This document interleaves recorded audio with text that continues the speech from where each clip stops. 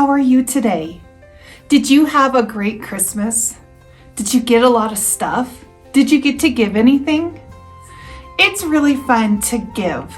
I love that part of Christmas where I get to think about all of my family and my friends whom I love so much, and I think about what they like so then I can give them something that will make them smile.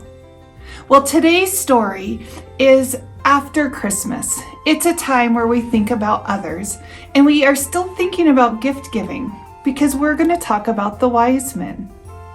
And as you probably know, the Wisemen were able to bring a gift to Jesus.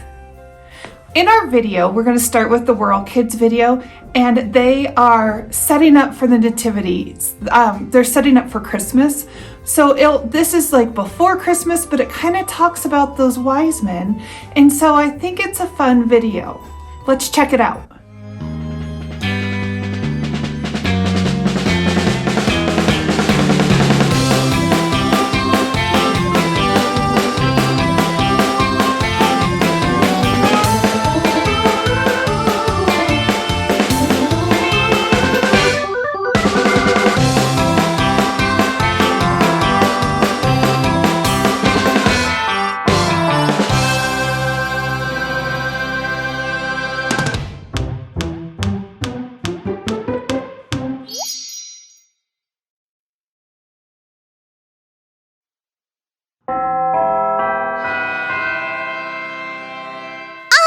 Clara, our nativity diorama is almost done.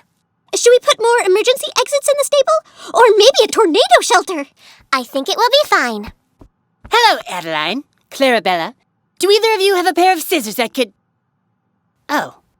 What's that you're making? It's the nativity. We made everyone who was there for Jesus' birth. Yes, I see. You have everyone who was there, but, who are these little guys? Oh, those are the 3 kings who came to give Jesus gifts. Could you put them in the stables for us, please? 3 kings? 3 kings! Kings that came to visit Jesus on the day he was born? And there were 3 of them? Yeah, Victor. Could you put them in our nativity scene, please? No, I can't do it! I won't be part of these secrets and lies anymore! Victor, what are you talking about? The wise men didn't come to see Jesus on the night he was born. The Bible clearly says they showed up later, when he and his family were in a house. Victor? And it doesn't say anywhere how many of them there were. Maybe 2, maybe 12, who knows? Victor, if you could just put the kings down... And they weren't kings. They were wise men who studied the stars. That's how they saw the star that led them to Jesus. Ugh, I can't take any more of this. Our kings! I mean, our wise men! Yeah! Oh, come on, you fraud! I'm getting you out of our nativity! You're not supposed to be here! Hold it right there, Victor! Step away from the wise man. Never. The fact that these 3 charlatans are here in this stable goes against everything Christmas is about! Not really, Victor. Gabe? Were you just standing there watching me try to fix the nativity? Is that what you were trying to do? Yeah, Victor thinks that the wise men weren't there when Jesus was born. They probably weren't, which makes sense because they were traveling from somewhere far away, like Persia. There, you see? Gabe agrees with me. They have no business being here. Well, I wouldn't say that. The important thing is that Jesus' birth was a special gift to everyone. Oh, yeah. The wise men must have wanted to travel all that way with gifts for Jesus because they knew how important he was. Well then, in the interest of authenticity, we should build a second scene where toddler Jesus is in a house and the wise men come to visit. We'll need blueprints, a forklift, lumber, power tools, paint, kitchenware. What are you doing, Gabe? I'm putting the wise men over to the side. That way we know that they're on their way to see baby Jesus. Does that work for you, Victor? Well, yes. Obviously, that's perfect. What about our wise men miniatures? I'm sorry, Clarabella. I was obliged to mail them to the local space observatory. You know, where they belong.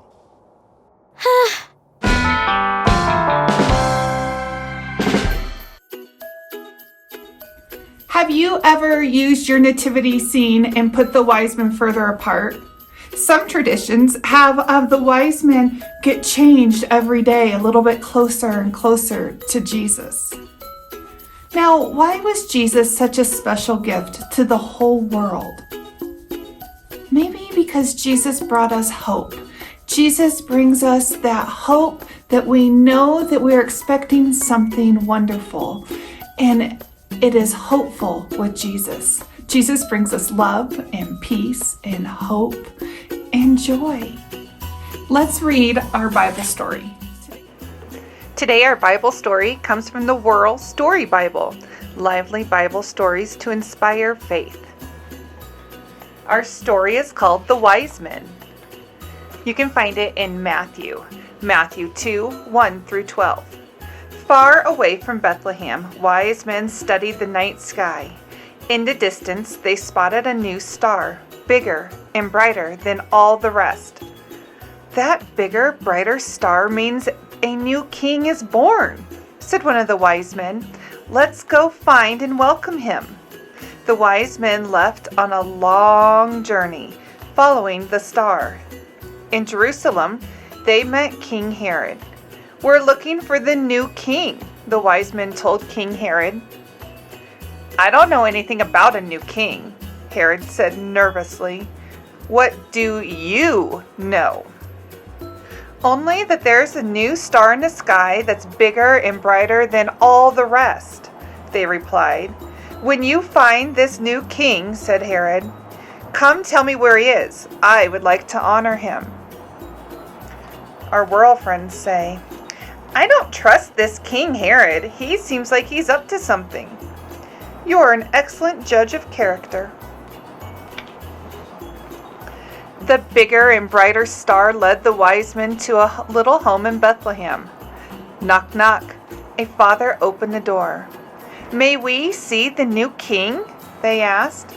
We want to welcome him. A child peeked out from behind his father, Joseph. He's wonderful, one of the wise men said. What is his name? Whispered another. Jesus, said the boy's mother, Mary. A gift for the world, announced the third wise man. At the end of their visit, the wise men left 3 gifts to honor Jesus: gold, frankincense, and myrrh. I wonder what gifts you would bring Jesus. That night, in a dream, the wise men were warned that King Herod wanted to be the only king. They decided not to tell Herod where the new king was. Instead, they returned home by another route, so King Herod couldn't find Jesus. Our world friend said, what's a baby going to do with presents like that? If he didn't want them, I'd be happy to take them. So the wise men brought gifts that were made for a king, that were special for a king. And I know that you've heard the gold, frankincense, and myrrh. But do you know what that is? I bet you know what gold is. So I have my little cup of gold with gold coins and a gold necklace, because gold is precious and it's worth money. We understand why gold was given to baby Jesus. I have myrrh here. And I don't know, can you see it good? It's kind of built into a resin and it has a very strong smell. And I believe that it could be used for medicines back when Jesus was born on earth. And then we have some frankincense. It kind of looks like the myrrh, but it's a different color. And it also has a strong scent, but it's different. And I don't know for sure, but I believe this was also used for healing. And I believe that they were probably hard to get a hold of, and things when they're hard to get a hold of, they tend to be expensive gifts. So they were probably used for healing and and they were expensive. And so they could be used to trade or to earn money from. You could sell them. So those are probably some reasons that the wise men gave those gifts to baby Jesus. Why do you think they gave Jesus gifts? Because Jesus brings us so much love and hope and joy and peace. Jesus brings us gifts. And so they knew how special that Jesus was. And so they wanted to honor him. So what gift can you give? Maybe what gift can you give God or Jesus? What gift can you give your family or your loved ones? I know that you've probably made gifts for your family and your friends because of Christmas. So this is a time to just think of what you can do, like a gift of service. How can you give love, God's great big love to others? So that's going to be our craft today. So I took a piece of paper and I folded it in half and I made a present because I was thinking of what I can give to my loved ones. So then I opened up my present and it says, my gift is love. And then that's an easy thing to say, right? I'm just going to give the gift of love. So then I took it one more step and decided to figure out, how can I give people love? This year, I will take time to listen to other people's needs and help where I can. So it's important to take time to listen to others, because a lot of times we get really busy and we think about what we need to do and what we need to get done and where we need to go. But I'm going to promise to slow down this year, to slow down and to listen, because other people have needs. Maybe it's my friends that need something. Maybe it's my kids or my parents. Maybe it's somebody else in my family. But whoever it is that needs something, I'm going to try to take the time to really listen and hear what they need. What can you give? What kind of service can you give somebody? If you want to decorate a paper to make it a gift, or just take a minute to write it down, what can you do? So then I can hang this up so that I can remember what my promise is this year, what I promise to do as my gift of love.